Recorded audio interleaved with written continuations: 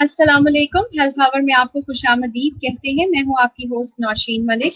आज जिस टॉपिक पे हम बात करने जा रहे हैं वो टॉपिक है ब्रेस्ट फीडिंग। इस हवाले से जो डॉक्टर साहिबा हमारे साथ तशरीफ रखती हैं वो हैं डॉक्टर आयशा इफ्तिखार, कंसल्टेंट हैं सीनियर, और इसके अलावा लाहौर से इनका ताल्लुक है। सीईओ हैं नरिश बाय आयशा से। तो इनका वेलकम करते हैं अपने प्रोग्राम में। जी डॉक्टर साहिबा, अस्सलाम वालेकुम टू द प्रोग्राम। वालेकुम अस्सलाम Nausheen, how are you? Doctor साहिबा फाइन, आप बताइए आप कैसी हैं? अल्हम्दुलिल्लाह। अच्छा डॉक्टर साहिबा, टॉपिक तो आपने देख लिया। हम पहले क्वेश्चन की तरफ चलते हैं अपने। पहला क्वेश्चन पूछना चाहूंगी आपसे कि is breast feeding is best nutrient for baby?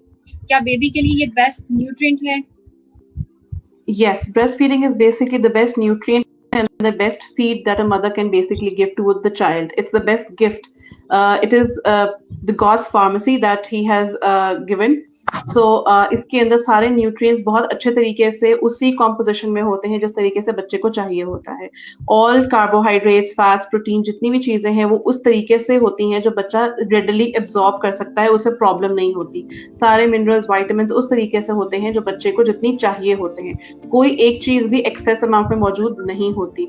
Even जो ब्रेस्ट मिल्क है उसके अंदर एंटीबॉडी शामिल होती हैं ताकि बच्चा जब इस न्यू वर्ल्ड में आता है सो उसको कोप अप करने में कोई वायरस वगैरह ना लग जाए, तो उसके लिए पहले से ही एक चीज सोल्यूशन अल्लाह ने दिया हुआ है, दैट इज ब्रेस्ट मिल्क। उसके अंदर एंटीबॉडी शामिल किए हुए ताकि बच्चे की कुव्वत मुदाफ़त थोड़ी बढ़ सके, बेहतर हो सके। अच्छा डॉक्टर साहिबा, आपके क्वेश्चन के हवाले से मैं ये क्वेश्चन करना चाहूंगी कि कहा जाता है कि फर्स्ट मदर मिल्क जो होता है वो बेस्ट एंटीबॉडीज होती हैं उसके अंदर, और वो इम्यून सिस्टम को बेबी के जो है वो इनहेंस करता है, बढ़ाता है। तो इस हवाले से बताइएगा कि ये किस तरह से जो है वो बढ़ाता है। और दूसरा ये भी बताइएगा कि ये फर्स्ट मिल्क और जो दूसरा मिल्क, मतलब जो नॉर्मली पीरियड में ब्रेस्ट फीडिंग की जाती है, इसमें क्या डिफरेंस है? जी, जो पहला दूध होता है बच्चे का उसे कोलोस्ट्रम कहते हैं। वो थिक येलोइश कलर का होगा, पेल कलर का होगा, और वो बच्चे को पिलाना बहुत ज्यादा जरूरी होता है because this milk, the first milk is rich in antibodies. बाकी जितना भी नॉर्मल दूध आपको कोलोस्ट्रम के बाद आता है उसमें एंटीबॉडीज तो होती हैं लेकिन इतनी ज्यादा मिकदार में नहीं होती जितनी पहले कोलोस्ट्रम के अंदर होती है। एक बहुत बड़ी मिथ है जो गाँव के अंदर बहुत ज्यादा प्रिवेल करती है कि पहला दूध जो बुरा दूध होता है, गंदा दूध होता है, उसको डिस्कार्ड कर दिया जाता है। That is basically a myth. इसका कोई रिसर्च या फैक्ट बेस्ड बात नहीं। इनफैक्ट पहला दूध सबसे अच्छी चीज है जो आप अपने बच्चे को दे सकती हैं। बाकी जो आफ्टर कोलोस्ट्रम जो दूध माँ के थ्रू आ रहा होता है बच्चे को, वो बेसिकली न्यूट्रिएंट रिच होता है। उसके अंदर कार्बोहाइड्रेट्स, फैट्स और सारे न्यूट्रिएंट्स होते हैं, मिनरल्स, वाइटामिन होते हैं, एंटीबॉडीज भी होती हैं, और वो जो माँ खाएगी उसके हिसाब से डे टू डे कॉम्पोजिशन उस दूध की चेंज होती रहती है। बट कोलोस्ट्रम एक ऐसी चीज है जिसमें ढेर सारी एंटीबॉडीज होती हैं ताकि बच्चे को जो डिफेंस के लिए प्रिपेयर कर सके, उसकी बॉडी जो है डिफेंसिव मोड पे चली जाए ताकि उसे कोई डिजीज या कोई इस तरह की चीज लग ना सके। अच्छा डॉक्टर साहब, ये बताइएगा कि जो बेबीज जो है वो किसी वजह से फर्स्ट मिल्क नहीं ले पाते मदर से, उनकी इम्यूनिटी और जो दूसरे बेबीज हैं उनमें क्या डिफरेंस होगा? मतलब उनकी इम्यूनिटी ज्यादा होगी, कम होगी, या अगर नहीं दे सकते तो उनकी इम्यूनिटी जो है वो इनहेंस करने के लिए मदर्स को क्या करना होगा? ओके, पहली तो बात, हम हर एक पेशेंट को हर कंडीशन में कहते हैं कि आप एटलीस्ट ब्रेस्ट फीडिंग लाजमी कराएं। ठीक है, आपकी जो माँ जो है उसने बच्चा प्रोड्यूस किया है तो आप उस पे ये लाजम है कि उसको वो खाना दिया जाए जो उसके लिए बना है। सो ब्रेस्ट फीडिंग और कोलोस्ट्रम लाजमी उसको दें। अगर कोई ऐसा सिचुएशन हो जाती है कि कोलोस्ट्रम नहीं दिया जाता या कोई भी कॉन्सिक्वेंसेस हो सकते हैं, सो उस बच्चे की जिसने कोलोस्ट्रम लिया हुआ है और उस बच्चे का जिसने कोलोस्ट्रम नहीं लिया हुआ, उनकी कुव्वत मुदाफ़त में बहुत ज्यादा डिफरेंस होगा। आगे जाके वो डिफरेंस मेंटेन हो सकता है थ्रू हेल्दी एंड लाइफस्टाइल, लेकिन जो पहले 1000 दिन होते हैं, फर्स्ट 1000 डेज जिसको हम कहते हैं 2 साल तक का जो टाइम होता है, first 1000 days from conception till 2 years आपके फर्स्ट 1000 डेज बनते हैं। वो 2 साल बच्चा बीमार बहुत रहता है। जो बच्चे ने कोलोस्ट्रम लिया हुआ है कुछ भी, उसकी कुव्वत मुदाफ़त एटलीस्ट 2-3 साल तक ज्यादा अच्छी होगी एज कम्पेयर टू जिसने कोलोस्ट्रम नहीं लिया हुआ। अच्छा, नेक्स्ट क्वेश्चन आपसे पूछना चाहूंगी कि what does breast feeding do to mother's body?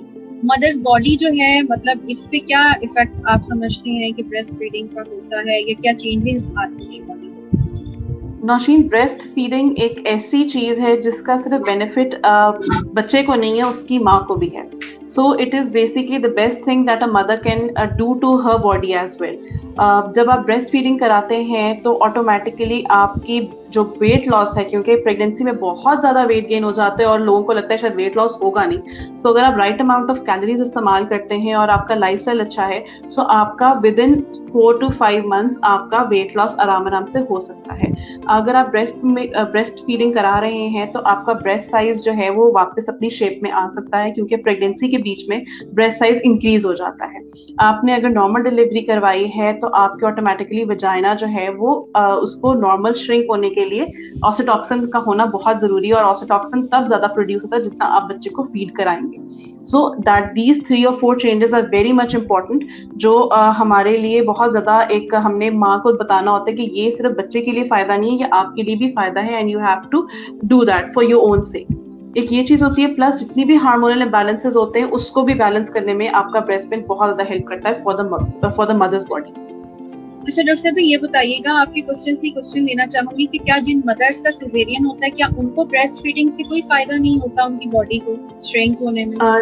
जैसे मैंने अभी बात की कि वेट गेन बहुत ज्यादा होता है, ठीक है, ऑटोमेटिकली सडन वेजाइनल डिलीवरी तो हुई नहीं है, ठीक है, सो आपका ऑटोमेटिकली वेजाइना जो है वो अपनी नॉर्मल पोजीशन पर ही है, बट यस आपका जो वेट गेन हुआ होता है वो थोड़ा बेहतर हो जाता है। विद दैट देयर अदर जो चीजें होती हैं, जैसे आप स्किन टू स्किन कांटेक्ट होता है बच्चे के साथ, तो आपको बच्चे को बहुत सेफ फील होता है, आपका बॉन्ड बहुत स्ट्रांग होता है अपने बच्चे के साथ, वो अलग चीज है। लेकिन ह्यूमन बॉडी जो है ऑटोमेटिकली आपका ऑक्सीटॉक्सिन प्रोड्यूस होगा, आपकी बॉडी श्रिंक होगी। जो औरतें ब्रेस्ट मिल्क कराती हैं, रिसर्च कहती है कि they are less prone to get osteoporosis. So osteoporosis आपको नहीं होता अगर आप, ये प्रिवेंट हो सकता है या कम हो सकता है अगर आप एक्सक्लूसिव ब्रेस्ट फीडिंग कराती हैं बच्चे को। सो बहुत फायदे हैं ब्रेस्ट फीडिंग के माँ को खुद भी। अच्छा डॉक्टर साहब, ये बताइएगा कि how long does every mother breast feed, वो मतलब कितने ड्यूरेशन तक जो है मदर को ब्रेस्ट फीड कराना चाहिए baby? Exclusively breast feeding 6 months लाजमी है। एक्सक्लूसिव की जब हम बात करते हैं तो हम कहते हैं कि उसके बीच में आप कोई और चीज बच्चे के ना दें, आप इन्फेंट फॉर्मूला मिल्क मत दें, आप पानी का इस्तेमाल मत कराएं, सिर्फ और सिर्फ दूध का आप इस्तेमाल करा रहे हैं, वो आपके जो ब्रेस्ट मिल्क से उसको जा रहा है। So exclusive breast milk at least 6 months आप लाजमी कराएं, उसके बाद आप 2 साल तक आप ब्रेस्ट फीड करा सकते हैं, ये WHO की गाइडलाइंस में, ठीक है। इस्लामिक भी पॉइंट ऑफ व्यू से हमें यही बताया जाता है कि, और WHO गाइडलाइंस भी हमें 2 साल का ही कहती हैं कि आप 2 साल एटलीस्ट ब्रेस्ट फीड करा सकते हैं, उससे कम भी करा सकते हैं, लेकिन exclusive breast feeding 6 months is very much important for all the mothers and for the baby also. अच्छा डॉक्टर साहिबा, ये बताइएगा, what is the difference between breast feeding jaundice and breast milk jaundice? थोड़ा सा इसकी रिकवरी टाइम पीरियड के बारे में भी बता दीजिए। जी, ब्रेस्ट मिल्क जॉन्डिस बेसिकली होता क्या है, एज द वर्ड सजेस्ट कि ये ब्रेस्ट मिल्क से इसका कोई ताल्लुक है। सो आप बेसिकली ये 1 हफ्ते में स्टार्ट होता है एक बच्चे को, और ये 12 हफ्ते तक लिंगर ऑन कर सकता है, मतलब आप उसके बीच में बच्चा ठीक 12 वीक्स ज्यादा प्रोलॉन्ग नहीं करता। और ये होता क्यों है, the cause is totally unknown for breast milk jaundice, ठीक है। लेकिन रिसर्च ये कहती है कि आपके मदर का जो ब्रेस्ट मिल्क है उसके अंदर कोई ना कोई कंपाउंड ऐसा होता है जो बिलिबिरिन को जो है वो उसका लेवल को लो करने में इतना जो है वो हेल्प नहीं करता, ठीक है। कोई ना कोई ऐसा कंपाउंड होगा जो लिवर जो है जो इन्फेंट लिवर है, ठीक है, उसको एटलीस्ट इन्फेंट लिवर है वो ब्रेक डाउन नहीं कर सकता बिलिबिरिन को। सो आपकी बॉडी से बिलिबिरिन, बच्चे की बॉडी से बिलिबिरिन नहीं निकलेगा, जिसकी वजह से जो बिलिबिरिन है वो स्किन के नीचे आता है और येलो कलर आपकी बॉडी में, बच्चे की बॉडी में येलोइश जो रंग है वो आ जाता है। It is extremely rare for the patients, at least 3 to 4% of the people जो बच्चे होते हैं उनको ये होता है। इसकी ट्रीटमेंट ये खुद ब खुद चला जा सकता है, दैट इज इसको प्रॉब्लम नहीं होती है आपको। इसमें आप कंटिन्यू रखते हो ब्रेस्ट फीडिंग अपनी, आप ब्रेस्ट फीडिंग को टेपर ऑफ नहीं करते। इसके जो मीडियम और जो बहुत लो लेवल का ये ब्रेस्ट मिल्क जॉन्डिस है ये ऑटोमेटिकली खुद ही ठीक हो जाता है। अगर सवेयर जॉन्डिस हो तो आपको फोटोथेरेपी होती है, जो आपको लाइट के नीचे बच्चे को रखा जाता है, वो उसका एक बेसिक थेरेपी है, जिसको इतनी सवेयर नहीं है, लेकिन वो ऑटोमेटिकली खुद ब खुद जो है 12 हफ्ते के अंदर अंदर बच्चा जो है वो ठीक हो जाता है। सो इसमें कोई मेडिसिन या कुछ इस तरह की चीज नहीं आपको देनी पड़ती। बच्चा जो है बहुत एक मेजर डिफरेंस मैं आपको बता देती हूँ ब्रेस्ट मिल्क जॉन्डिस और ब्रेस्ट फीडिंग जॉन्डिस में।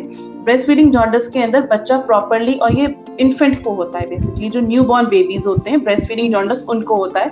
और होता क्यों है कि बच्चा ब्रेस्ट फीडिंग कर ही नहीं पाता। सो ब्रेस्ट फीडिंग, आपके पास जो ब्रेस्ट फीडिंग जॉन्डिस है that is unable to have adequate amount of milk, जिसकी वजह से ऑटोमेटिकली, क्योंकि जो ब्रेस्ट मिल्क है उसके अंदर मैंने पहले बताया ऐसे कंपाउंड्स होते हैं जो आपकी बिलिब्रिन को एक्सक्रीट आउट करने में हेल्प करते हैं। ठीक है, आप एनफ अमाउंट ऑफ मिल्क ले ही नहीं रहे, सो आपकी बॉडी में बिलिब्रिन जो है वो डिपॉजिट हो रहा है। ठीक है, मतलब बिलिब्रिन रीअब्सॉर्ब हो रहा है आपके इंटेस्टाइन्स के अंदर और वो ब्लड में जा रहा है और आपकी स्किन के अंदर रह रहा है। सो एक बेसिक, अगर मैं बहुत लेमैन लैंग्वेज में बात करूं तो ब्रेस्ट फीडिंग जॉन्डिस इज कि आपका बच्चा एनफ मिल्क पी ही नहीं रहा, जिसकी वजह से उसको जॉन्डिस हो रहा है। ठीक है, और ब्रेस्ट मिल्क जॉन्डिस इज कि वो ले तो रहा है लेकिन कोई ऐसा कंपाउंड शामिल नहीं है उस मिल्क के अंदर जो बिलिब्रिन को एक्सक्रीट आउट करने में हेल्प करता है। दोनों में डिफरेंस है। ब्रेस्ट मिल्क जॉन्डिस में बच्चा दूध पी रहा है और ब्रेस्ट फीडिंग जॉन्डिस में बच्चा दूध पी ही नहीं, वो लैच ऑन नहीं कर रहा ब्रेस्ट के ऊपर इनएडिक्वेट अमाउंट ऑफ मिल्क। सो उसके लिए जैसे मैंने कहा फोटोथेरेपी होती है। जो हम ब्रेस्ट फीडिंग की बात करते हैं उसके लिए हम कहते हैं कि mother should at least try to feed more. ठीक है, वो बार बार बच्चे को लैक्टेशन पीरियड उसका इंक्रीज कराए, उसको लैच ऑन जो प्रोसीजर है वो उसको थोड़ा तहम्मुल मिजाज से काम करना पड़ेगा, थोड़ा सा उसको सब्र के साथ काम करने का पड़ेगा। सो ये तरीके, जितना बच्चा दूध पिएगा उतनी जल्दी वो रिकवर हो सकता है। अच्छा डॉक्टर साहब, इनके रिकवरी टाइम पीरियड भी काइंडली बताइएगा कि इन दोनों का डिफरेंस तो आपने बता दिया, काइंडली ये भी बताइएगा कि ये दोनों कितने टाइम पीरियड में जो है। मैंने ब्रेस्ट मिल्क जॉन्डिस का आपको रिकवरी टाइम बता दें कि विद इन 12 वीक्स के अंदर वो टेपर ऑफ जो हो जाता है। जो ब्रेस्ट फीडिंग जॉन्डिस है, जैसे ही मैंने आपको ये भी बता दिया कि जितनी जल्दी माँ जो है वो लैक्टेशन बच्चे को कराएगी उतनी जल्दी उसका जो है वो काम रिकवर हो सकता है। ये इन न्यू बॉर्न्स को होता है, बिल्कुल न्यू बॉर्न्स, इसमें 1-2 दिन का भी फर्क नहीं होता। ये एक 2 दिन बिल्कुल जो न्यू बॉर्न बेबी है उसको होगा। जो ब्रेस्ट में जॉन्डिस है वो एटलीस्ट 1 हफ्ते के बाद आपको बच्चे को होता है और वो 12 वीक्स तक लिंगर ऑन कर सकता है। 12 वीक्स का जितनी भी रिसर्चेस हमने पढ़ी हैं वो 12 वीक्स के अंदर ही कहते हैं कि आपका बच्चे का जॉन्डिस जो है वो ठीक हो जाता है। अच्छा डॉक्टर साहब, अगला क्वेश्चन करूंगी कि what disease can pass through breast milk? Breast milk के जरिए कौन सी डिजीज जो है वो मदर से चाइल्ड में जा सकती है? HIV और कोरोना और हेपेटाइटिस के बारे में बेसिकली सुना गया है कि ये थ्रू ब्रेस्ट मिल्क जो है वो जाती है, थोड़ा सा इस पर रोशनी डालिए। जी, ये बहुत इंपॉर्टेंट टॉपिक है बेसिकली, और इसके ऊपर बहुत सी एम्बिग्विटीज मौजूद हैं। पहली तो एम्बिग्विटी ये आई कि जिसको कोरोना है वो ब्रेस्ट फीडिंग नहीं करा सकता। WHO गाइडलाइंस, हम लोग देयर आर डिफरेंट गाइडलाइंस। पहले नौशीन आपको ये बात समझा दूं, कैनेडियन गाइडलाइंस है, साउथ एशियन गाइडलाइंस है, WHO गाइडलाइंस है, बट जब हम WHO की बात करते हैं that is the supreme court, आप समझ लें। So we have to follow that guidelines in terms of nutrition. ठीक है, सो वी ओनली, हम कैनेडियन गाइडलाइंस भी, multiple guidelines, and I will be telling you each guideline क्या कहती है बेसिकली। WHO कहती है कि आपने COVID-19 अगर किसी मदर को है तो उसको आप ब्रेस्ट फीड करा सकते हैं बच्चे को। रिक्वायर्ड क्या है, that you will be wearing a mask. आप अपने पूरा नहा के, आप अपने हाथ पैर हाइजीन को ख्याल रख के आप अपने बच्चे को फीड करा सकते हैं। Once the child is fed, आप उसको कमरे से बाहर निकाल दें, एंड देन आपने अगर कोई चीज टच करनी है और वो चीज करनी है तो आप यू कैन डू दैट। सो आपका अपनी बॉडी पे कोई जो है वो आप प्रॉपर नहा के कपड़े चेंज करके हाथ वगैरह धोकर, you should be hygienic if you want to feed the child. ठीक है, and you will be wearing a mask. ये कह सकते हैं कि इन केस ऑफ कोरोना जो है मिल्क जो है वो सेफ है, सिर्फ फिजिकली जो एक्सटर्नल हम लोगों ने हाइजीनिक है उसका ख्याल रखना। यस, आपने एक्सटर्नल हाइजीन का ख्याल रखना होता है, आपने हाइजीनिक प्रैक्टिसेस का ख्याल रखना होता है। आपके बच्चे को दूध से कोविड जो है वो ट्रांसफर नहीं होता। ठीक है, आपने ब्रेस्ट मिल्क करा सकते हैं, दैट इज सेफ। ठीक है, दूसरी चीज आपने मुझसे पूछी हेपेटाइटिस के अंदर। हेपेटाइटिस के अंदर WHO guidelines, they are different, Canadian guidelines है, साउथ एशियन गाइडलाइंस है। WHO गाइडलाइंस कहती हैं कि आप हेपेटाइटिस के अंदर बच्चे को फीड करा सकते हैं। रिक्वायर्ड क्या है, हेपेटाइटिस बेसिकली आपका ब्लड के थ्रू ट्रांसफर किया जाता है, ब्लड के थ्रू आपको बॉडी में जाता है। सो हेपेटाइटिस A, B और C आप जो भी आपको हेपेटाइटिस है आप उसको बच्चे को बड़ा जो है दे सकते हैं। The problem lies if the nipples are cracked. Hepatitis के अंदर आपकी स्किन जो है वो इशू करती है, कुछ इस तरह का अगर सवेयर इश्यूज हैं और आपका जो निपल है वो क्रैक है और उसमें से ब्लड आ रहा है, सो उस वक्त आप पहले अपने निपल्स को जो है ठीक करेंगे, आप ट्रीट करेंगे ताकि वो जो ब्लड है, वो जो सावर निपल है, वो आपका बेसिकली एक कंटेमिनेशन का एक जरिया बन सकता है, ठीक है। So you will be treating the nipple and you will be treating the disease जो उस वक्त आपको हुई है। द अदर थिंग इज कि जो इंटरफेरॉन आपका देते हैं, मेडिसिन देते हैं, वो बेसिकली कॉन्ट्रा इंडिकेटेड हो जाती है for breast feeding. If a mother is not on interferon, कोई ऐसी मेडिकेशन नहीं है जो आप ब्रेस्ट फीड में नहीं देते, अगर वो कोई मेडिसिन कोई और ले रही है, ट्रीटमेंट उसका कोई और चल रहा है, लाइक वो इंटरफेरॉन वगैरह नहीं ले रही, तो आप इजीली बच्चे को ब्रेस्ट फीड करा सकते हैं। सो हेपेटाइटिस बेसिकली का ये बहुत बड़ी मिथ है कि आप नहीं करा सकते। न्यू गाइडलाइंस ये कहती हैं कि आप करा सकते हैं, बट दो चीजें आपको देखनी होती हैं। पहली कि आपके सावर निपल्स ना हो, या आपके जो है क्रैक्स ना हो और ब्लड ना आ रहा हो, ठीक है। दूसरी चीज है कि वो मेडिसिन कौन सी ले रहा है, ऐसी मेडिसिन तो नहीं ले रही जो उसके कॉन्ट्राइंडिकेशन है ब्रेस्ट फीडिंग के साथ। Only 2 things. तीसरी आपने मुझे चीज आपने बोला HIV। HIV के अंदर पहले तक कैनेडियन गाइडलाइन और साउथ एशियन गाइडलाइन आपको कहती है कि HIV के अंदर, एड्स के अंदर आप ब्रेस्ट फीडिंग नहीं कराएंगे।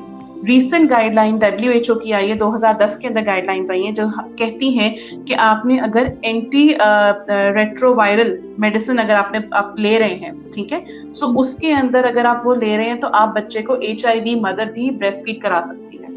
ये रीसेंट गाइडलाइंस हैं जो हम लोगों को बताई गई हैं कि जी अगर आप मेडिसिन ले रहे हैं तो आप बच्चे को करा सकते हैं। मल्टीपल, और ये 4-5 साल से इसके ऊपर रिसर्चेस हो रही हैं और WHO ने ये गो अहेड दे दिया है कि आप जो है HIV की जो मदर है वो ब्रेस्ट फीड करा सकती है, required the mother is taking the medicine.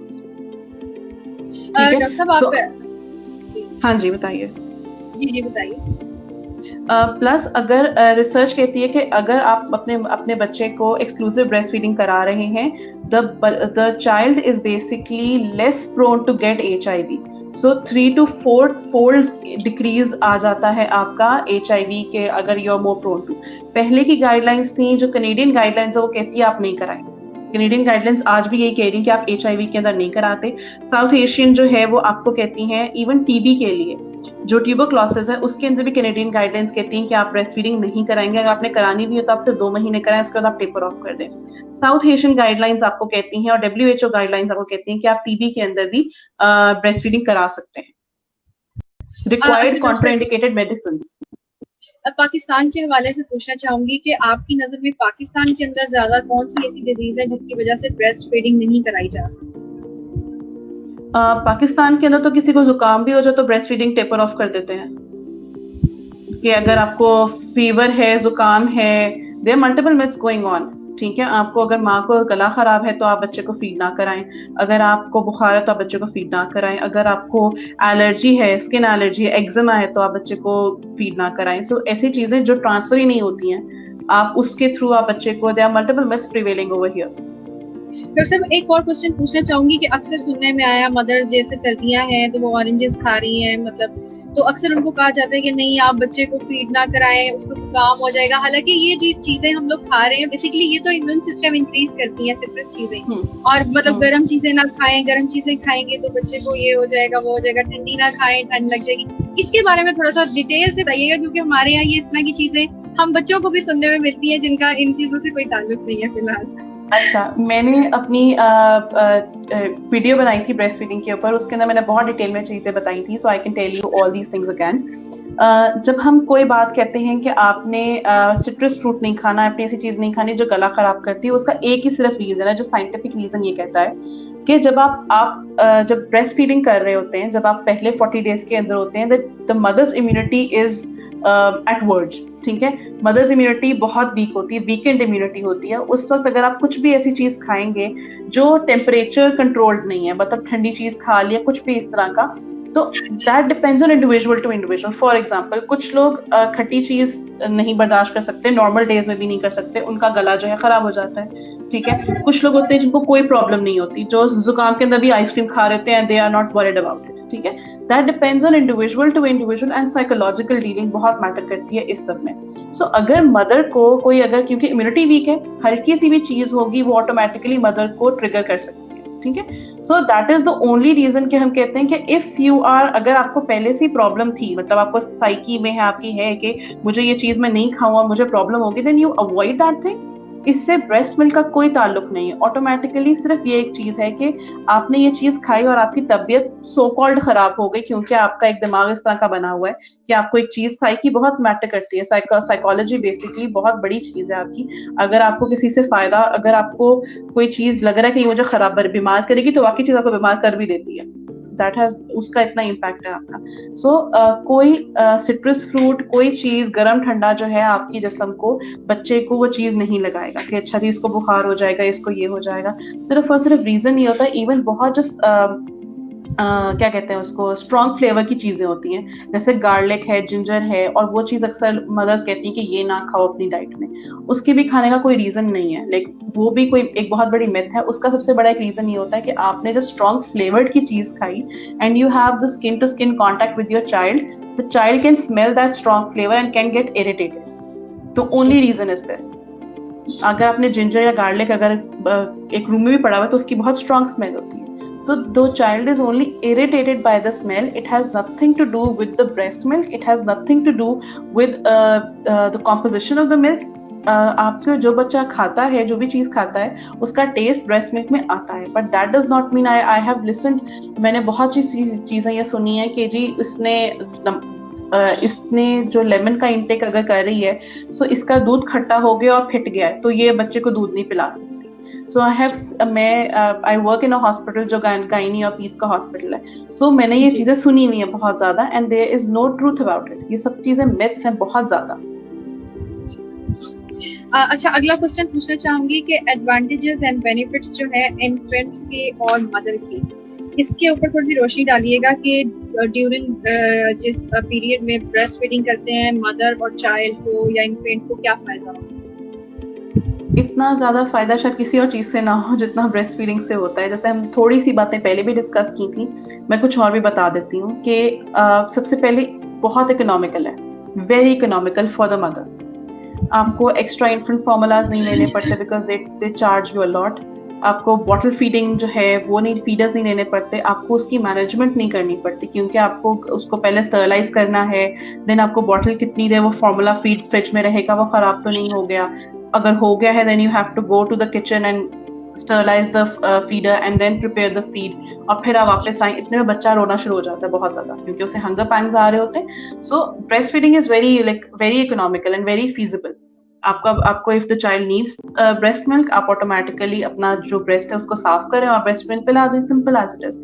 कोई एक्स्ट्रा इसमें एफर्ट नहीं आपको करनी पड़ती एज कम्पेयर टू अगर आप इन्फेंट फॉर्मूला देखते हैं तो उसमें बहुत एफर्ट करनी पड़ती है आपको। दूसरी चीज ये कि आपका क्लोजर आपके बच्चे से बहुत ज्यादा बढ़ता है। सो योर चाइल्ड आपका जो है उसको सेफ, क्योंकि 9 महीने आपके साथ हो रहा है, उसकी दुनिया ही आप है। सो जब वो दुनिया जो है वो एक आर्टिफिशियल बॉटल के ऊपर चली जाती है, सो ऑटोमेटिकली वो उसका, क्योंकि उसको जो चीज बच्चे का इस टाइम पे होता है कि उसे जो चीज खिला रही है ना वो उसके साथ क्लोज है, क्योंकि बाप भी प्यार कर रहा होता है लेकिन वो क्लोज नहीं होता अपने बाप से इतना ज्यादा। ठीक है, जो उसको फीड दे रही है, उसकी नीड पूरी कर रही है, जो उसकी नीड पूरी कर रही है उसके साथ वो ज्यादा क्लोज है बच्चा। ठीक है, अगर वो जो फीड है वो बॉटल फीड पूरी कर रही है, तो वो आपने बहुत से बच्चों को देखा होगा बॉटल लेके सो रहे होते हैं रात को, खाली बॉटल लेके सो रहे होते हैं। सो द चाइल्ड, अगर हम देखते हैं कि ब्रेस्ट मिल्क पिला रही है माँ, तो उसके साथ क्लोजर बहुत ज्यादा, उसके साथ बहुत ज्यादा एक चीज आ जाएगी कि वो full skin to skin contact होगा, एक अंडरस्टैंडिंग बच्चे की बढ़ेगी, बच्चे को सेफ फील होगा। ये बहुत बेसिक चीजें हैं। अगर हम साइंटिफिक चीजों के ऊपर जाते हैं तो माँ का वेट लॉस ऑटोमेटिकली होता है। ब्रेस्ट मिल्क बहुत से लोगों के लिए एज अ कॉन्ट्रासेप्टिव भी वो एक्ट करता है कि जब तक आप ब्रेस्ट मिल्क पिला रहे हैं तो बहुत मुश्किल होता है कंसीव करना। हो सकता है कंसीव, मिथ है कि नहीं करते, कंसीव नहीं कर सकते, मेजॉरिटी जो है वो कंसीव नहीं कर पाती। बहुत से लोग हैं जो कंसीव कर पाते हैं। सो आप जो है एज अ नेचुरल कॉन्ट्रासेप्टिव आपको ये एक्ट करता है कि आप जो है अगर ब्रेस्ट मिल्क पिला रहे हैं बच्चे को, सो आप जो है आप अगला बच्चा जो है वो आपको यू आर नॉट कंसीव। ठीक है, मतलब कर सकते हैं लेकिन रेयर है, लेकिन बहुत से लोग कर लेते हैं, बहुत से लोग नहीं कर पाते। ठीक है, दूसरी चीज आपके पास बच्चे के लिए होती है कि उसे एंटीबॉडीज मिल रही है, उसको राइट अमाउंट ऑफ न्यूट्रिएंट मिल रहा है, उसकी ग्रोथ अच्छी हो रही है, उसको कुव्वत मुदाफत उसकी बढ़ रही है, उसको एलर्जीज नहीं हो रही, उसकी कोई एक्स्ट्रा चीज ऐसी नहीं मिल रही जिसको नहीं चाहिए, किडनी लोड नहीं बढ़ रहा उसका लिवर लोड नहीं बढ़ रहा। उसकी जितनी भी ऑर्गन्स हैं वो बिल्कुल हैप्पीली मूव कर रहे हैं और बिल्कुल सही तरीके से, और मतलब जितना चाहिए उतनी चीज उसको मिल रही है बच्चा। और the very important thing is on demand feeding. From the very start practice होना शुरू हो जाती है। What is on demand feeding? On demand होता है कि बच्चे को जब डिमांड होगी तब बच्चा आपसे मांग रहा है। You are not over feeding the child. That is basically start off overweight and obesity, जो आजकल पाकिस्तान में बहुत ज्यादा कॉमन है। So, आप ऑन डिमांड फीडिंग कर रहे हैं, जब बच्चे को जरूरत है तभी आप उसको खाना खिला रहे हैं और तभी आप पिला रहे हैं। So that is these are कुछ ऐसी एडवांटेजेस हैं जो मदर्स को और फैमिली को कंसिडर करनी चाहिए फॉर ब्रेस्ट फीडिंग। अच्छा डॉक्टर साहब ये बताइएगा, आपने ये तो बता दिया था कि 6 मंथ तक जो है वो नेसेसरी है मदर के लिए जो है कि वो ब्रेस्ट फीड कराए। ये क्वेश्चन मैं पूछना चाहूंगी कि जैसे उसके बाद बच्चा जो है आहिस्ता आहिस्ता मतलब कुछ चीजें खाना शुरू कर देता है, फ्रूट्स की तरफ आता है, हल्का हल्का सॉलिड्स की तरफ आता है, तो इस दौरान में जो ब्रेस्ट फीडिंग जो होती है कंडीशन, मतलब वो उसकी क्या ड्यूरेशन होती है और क्या वो उतनी ही अमाउंट होती है जितनी स्टार्ट होती है, with the passage of time ज्यादा मतलब मिल्क की जरूरत होती है बच्चे को, मतलब चीजों के साथ साथ, या कम हो जाती है या बराबर रहती है? काइंडली इसके ऊपर थोड़ी सी रोशनी डालिएगा ताकि जैसे बच्चा एज में बढ़ता जाता है उसकी मिल्क की क्वांटिटी कम होती जाती है। लेकिन उसको ब्रेस्ट मिल्क कितना नहीं चाहिए होता, उसको दूध से बनी हुई चीजें चाहिए होती हैं, उसको बाकी न्यूट्रिएंट्स चाहिए होते हैं। ठीक है, आप ब्रेस्ट मिल्क जैसे आप अगर बच्चे को दे रहे हैं तो अगर 1 साल का बच्चा है तो अराउंड वो 24 आउंस नॉर्मल अगर ले रहा है तो दैट इज वेरी ओके। ठीक है, 24 आउंस अगर बच्चा 1 साल का बच्चा ले रहा है तो 24-26 आउंसेस आप उसको आराम से दे सकते हैं। ठीक है, आप उसको अगर 24 आउंसेस में अगर बात करूं कि कितना फीड होता है, कुछ बेसिक्स हैं जो हम माँ को सिखाते हैं। पहली चीज है कि आपने जब भी बच्चे को फीड कराना है तो अपना निपल साफ करा के, अपनी ब्रेस्ट साफ करा के आता है, क्योंकि आपके जो क्लोथ्स है उसके अंदर इन्फेक्शन है, आपके बैक्टीरियाज आपके क्लोथ्स के ऊपर मौजूद होते हैं। So you need to clear all the bacterias from your breast and then you feed the child. दूसरी चीज हम बहुत कहते हैं कि आपने एक ब्रेस्ट के ऊपर 10 से 15 मिनट से ज्यादा बच्चे को नहीं दूध पिलाना। कि आप एक ब्रेस्ट पे 10 मिनट्स पिला रहे हैं और एक ब्रेस्ट पे 10 मिनट्स पिला रहे हैं, that is more than enough. Like half an hour breast feeding is more than enough for the child. इससे ज्यादा लिंगर ऑन आप नहीं करेंगे एक ब्रेस्ट फीडिंग को। ठीक है, सो जब आप 30 मिनट से बच्चे को ब्रेस्ट फीड करा रहे हैं, आप एक नॉर्मल 1 साल का बच्चा या 1 साल का बच्चा है, सो वो 3 से 4 दफा आपसे 4 या 5 ऑलमोस्ट 3 to 5 जो है उसकी वो आपसे ब्रेस्ट मिल्क जो है वो डिमांड करेगा।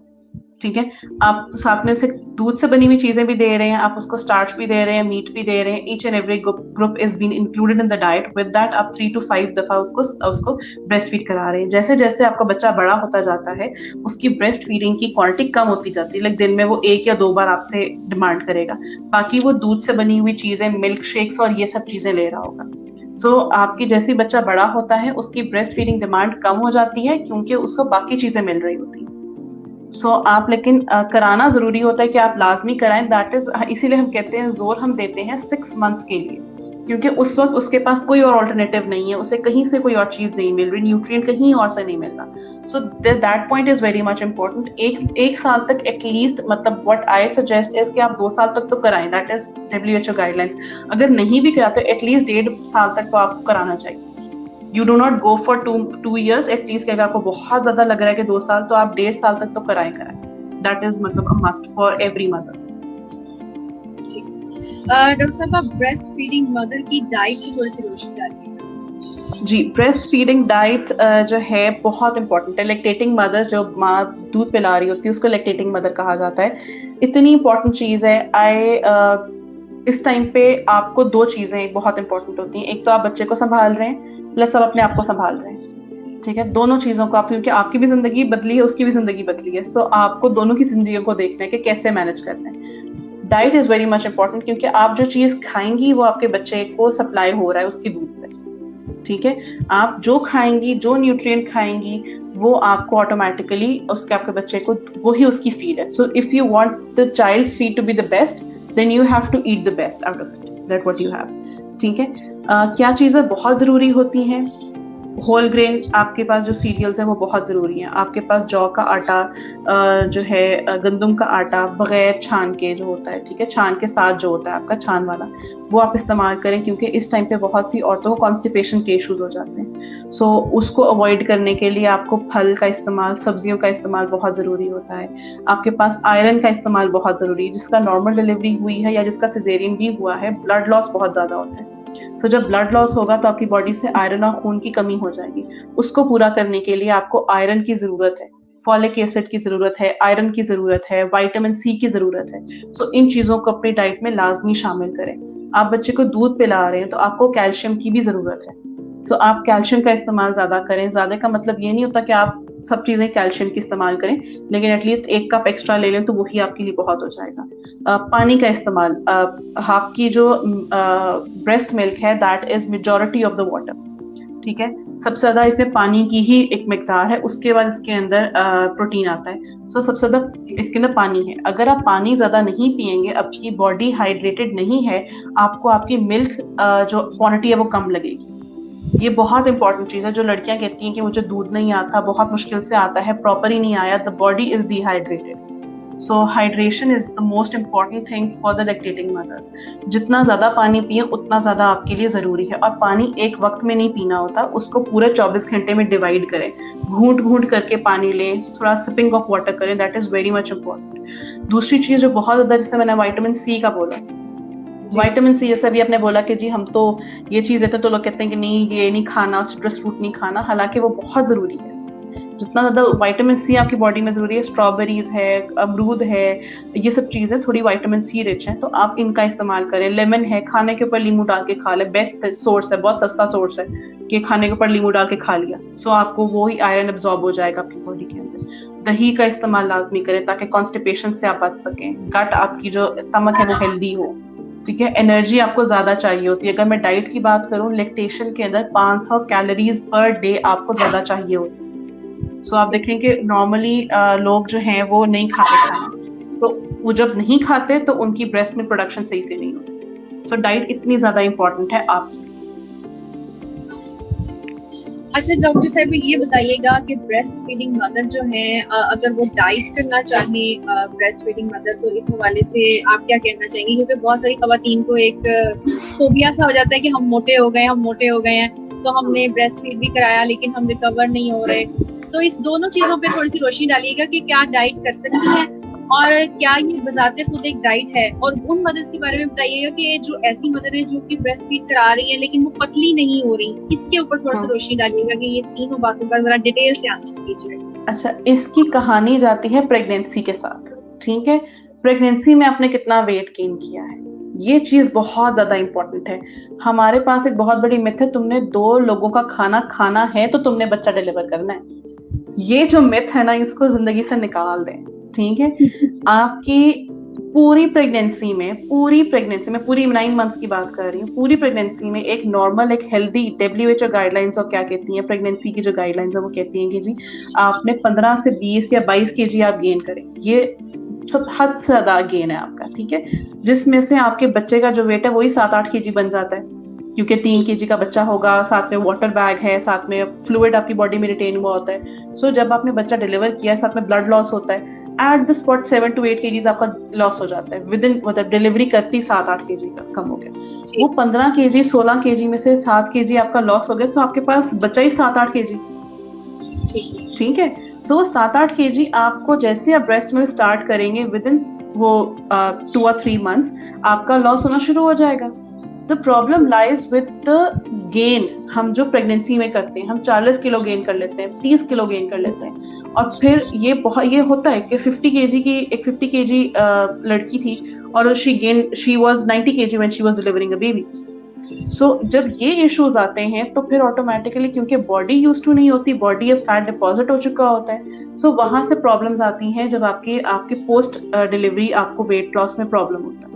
पहली बात। दूसरी बात ये कि क्योंकि you are overweight during pregnancy, उसके बाद जब आप आते हैं तब भी आपने अपनी रूटीन चेंज नहीं की होती, क्योंकि तब तो बच्चा आगे पे आपके जो गोद में, आप और ज्यादा खाना खाना शुरू कर देते हैं जितना आपको जरूरत है। मैंने 500 किलो कैलोरी बोला है, ज्यादातर लोग इससे ज्यादा खा रहे होते हैं, नॉर्मल खाना भी खा रहे हैं, घी वगैरह भी खा रहे हैं, खाएं, बहुत अच्छी चीज है, उसमें आपको जान है, घी, देसी घी के अंदर आपके पास सीड्स हैं, ओमेगा 3 ओमेगा 6 मिलता है, these things are very much important, but quantity matter करती है। आप खाना भी खा रहे हैं, 2 रोटियां भी खा रहे हैं क्योंकि आपने बच्चा पालना है, साथ में आप पिंजीरी पांडे भी खा रहे हैं जो पूरे इतने बड़े बड़े फैट आपका आता है, प्लस आपने दूध के अंदर देसी घी डाल के भी लेना है, सो द होल कैलोरीज बहुत ज्यादा बन जाती है। And then the mother says कि भाई मैं तो कुछ खा ही नहीं रही, मैं तो बच्चे को भी फीड करा रही हूँ, तो मेरा तो लॉस नहीं हो रहा। The point is how much calories the girl is basically taking, ये बहुत इंपॉर्टेंट है। और हम लोग पानी पे अहमियत नहीं देते, जितना इम्पोर्टेंट पानी है आपके वेट लॉस के लिए, आपके ब्रेस्ट फीडिंग के लिए, आपकी सारी जिंदगी के लिए, हमारी सारी बॉडी पानी से मिलकर बनी है, सो उसको हम जब अहमियत नहीं देंगे तो प्रॉब्लम्स होंगी। और इस टाइम पे क्योंकि लड़की भूखा भी रहती है, क्योंकि उसने बच्चे को संभालना है, अपने आप की नींद नहीं पूरी हुई, स्ट्रेस बहुत ज्यादा है, तो उसकी due to stress the girl is not eating properly, like वो एक वक्त में खाना खाएगी और 6 घंटे का वक्फा, तो इस टाइम पे द गर्ल कैन ओवर ईट, तो ये बहुत बड़ी इंपॉर्टेंट चीज है। सो यू हैव टू आपको एक प्रॉपर डाइट, आपको प्रॉपर डाइट देनी पड़ती है, प्रॉपर स्केड्यूल देना पड़ता है, छोटे छोटे मील्स खाएं, ये बहुत इंपॉर्टेंट चीज है, लाइक स्मॉल फ्रीक्वेंट मील्स का इस्तेमाल करना, कि अभी क्योंकि आपने ब्रेस्ट फीडिंग करनी है, जो ब्रेस्ट फीडिंग जो मदर्स अभी सुन रही होंगी या बाद में सुनेंगी, आपको ब्रेस्ट फीडिंग के बाद बहुत भूख लगती है, अचानक से भूख लगती है, क्योंकि आपकी एनर्जी डाउन हो चुकी होती है, आपको अचानक से हंगर पैंग्स आते हैं उसके लिए। और जब रिसर्च कहती है कि जब आपको आप बहुत हंगरी आपको आप फील कर रहे हैं, सो हम लोग साइकोलॉजिकल है कि हम लोग अनहेल्दी ऑप्शंस की तरफ जाते हैं, सो आप अपने आप को हंगर पैंग्स लेकर ही ना आए, तो आपके पास पहले से कुछ स्नैक पड़ा हुआ और साइड पे नट्स पड़े हुए और फ्रूट पड़ा हुआ, you can have that easily. So the choices matter a lot when you go for weight loss. So ये चीज बहुत इंपॉर्टेंट रोल प्ले करती है। जिन लड़कियों का वेट लॉस नहीं होता, एक तो वो एक्टिविटी भी नहीं करती, सो फिजिकल एक्टिविटी लैक्टेशन में बहुत इंपॉर्टेंट है कि आप अपनी मसल्स को, क्योंकि आपका मसल वेयर टेयर हुआ है आपके मसल्स में, लेकिन आपका मसल जो है ऊपर नीचे सारा कुछ हुआ है, उसको हेल्दी करने के लिए एक तो प्रोटीन चाहिए, एडिक्वेट अमाउंट ऑफ न्यूट्रिएंट्स चाहिए, विद दैट थोड़ी सी एक्टिविटी। एक्टिविटी का मतलब ये नहीं कि आप जिम चले जाएं, एक्टिविटी का मतलब है कि अपने कमरे में ही सारे काम कर लें, चीजें उठा के रख दें। So we don't do that when a girl is actually in the post delivery phase, वो बेड पे बैठी रहती है, ठीक है, I have seen that। So आप अपना एटलीस्ट काम करें, आप किचन का काम कर लें, घर पे नहीं, you should move around, that is what activity is। तो वो चीज करें, ऑटोमेटिकली आपको फर्क पता चलेगा। अच्छा डॉक्टर साहिबा, ये जिन मदर्स का जो है वेट लॉस नहीं हो रहा होता, क्या इनकी डाइट नॉर्मल मदर से डिफरेंट होगी? क्या इनको मतलब डाइट प्लान किस तरह से रखना चाहिए कि इनका वेट भी लॉस हो, एनर्जी भी लॉस ना हो, और इनकी मतलब बॉडी के अंदर से न्यूट्रिएंट भी कम ना हो? देखिए, जैसे मैंने पहले बोला कि आपको एक्सेस कैलोरीज तो चाहिए, ठीक है, बट वो कैलोरीज आप ले कहाँ से रहे हैं, वो हेल्दी कैलोरीज ले रहे हैं या वो अनहेल्दी कैलोरीज ले रहे हैं, पॉइंट यहाँ पर आता है, ठीक है। आप एक्सेस, जैसे फॉर एग्जांपल अगर मुझे भूख लगी है तो क्या मैं बर्गर खा रही हूँ या क्या मैं एक रोटी बना के खा रही हूँ, दोनों में फर्क है। क्या मैं सलाद का इस्तेमाल कर रही हूँ अपनी डाइट में, क्योंकि वो फाइबर है और फाइबर फैट को लूज करने में हेल्प करता है, ठीक है, तो क्या मैं सलाद और फ्रूट्स का इस्तेमाल कर रही हूँ या मैं बाजार का फ्रूट जूस ले रही हूँ। सो आपकी चॉइसेस मैटर करती हैं, चीजें शायद वही हो, फ्रूट जूस ले लो या फ्रूट ले लो, लोगों को लगता है कोई फर्क नहीं है, बहुत फर्क है। फ्रूट जूस, एक जूस का ग्लास बनाने के लिए आपको 5 फ्रूट लगते हैं और 5 फ्रूट की कैलोरीज लगती है, like if a fruit is 60 kilo calories, so 5 fruit is 300 calories, और आप वो जब पियेंगे आपको भूख भी नहीं खत्म होगी आपकी, एज कम्पेयर टू मैंने एक फ्रूट खाया मेरी भूख खत्म हो गई। सो वहां पर ये चीज मैटर करती है। आपने देसी घी खाने में डाल दिया, वेल एंड गुड, आप डाल सकते हैं, लेकिन बाद में आपने पिंजीरी भी खाई, बाद में अपने दूध में घी डाला, बाद में अपने रोटी में भी घी चोपड़ा, तो एक्सेस फैट आप अपनी डाइट में ले रहे हैं, एडिक्वेट फैट नहीं ले रहे। सो ये चीजें मैटर करती है। डॉक्टर साहब, आई थिंक साइकोलॉजिकल प्रॉब्लम भी इसमें मैटर कर रहा है काफी हद तक, क्योंकि अगर आपकी साइकी ये कह रही, जाहिर है एक चीज आप मुंह से खा रहे हैं, प्रॉपरली चबा रहे हैं, तो आपके ब्रेन को जो है वो स्टिमुलस जा रही है, मतलब आपको पता चल रहा है हमने कितना खाना है कितना नहीं खाना। और एक सिंपली है कि हम जूस पी रहे हैं, उससे हमारा चबाने का कोई ताल्लुक नहीं है, मतलब स्टिमुलस नहीं है, वो जस्ट एक वाटर की तरह हमारी बॉडी में जा रहा है। बिल्कुल ऐसा ही। और आपका जो लिक्विड है, जो विदाउट फाइबर चीज होगी, लिक्विड होगा, वो 30 to 40 मिनट्स में स्टमक से बाहर निकल जाएगा, वो इंटेस्टाइन्स में चला जाएगा।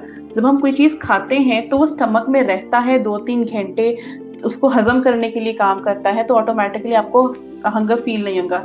वेरी इंपॉर्टेंट पॉइंट नौशीन जो मैं यहाँ पर कोट करना चाहूंगी, कि हम लोग खाना खाते हैं चार चार काम करते हुए, लाइक मैं मोबाइल फोन पे भी हूँ, मैं टीवी भी देख रही हूँ, मैं बातें भी कर रही हूँ, मैं खाना भी खा रही हूँ। जब आप इस माहौल में खाना खाते हैं तो आपका दिमाग सही से रिस्पॉन्ड नहीं करता, आइदर यू विल ओवर ईट और अंडर ईट, सो आपको और सेटिस्फैक्शन भी नहीं आती। सो आफ्टर 1-2 घंटे आपने रोटी भी खा ली, 1 घंटे बाद को दोबारा भूख लगी उतनी जितनी पहले लगी थी, तो फिर आप वो भी कर सकते हैं। सो ये चीजें बड़ी इंपॉर्टेंट होती हैं कि खाने के वक्त खाना करें, जो हमारे, अगर हम तिब्बे नबी बेसिकली फॉलो करें, that is what I do.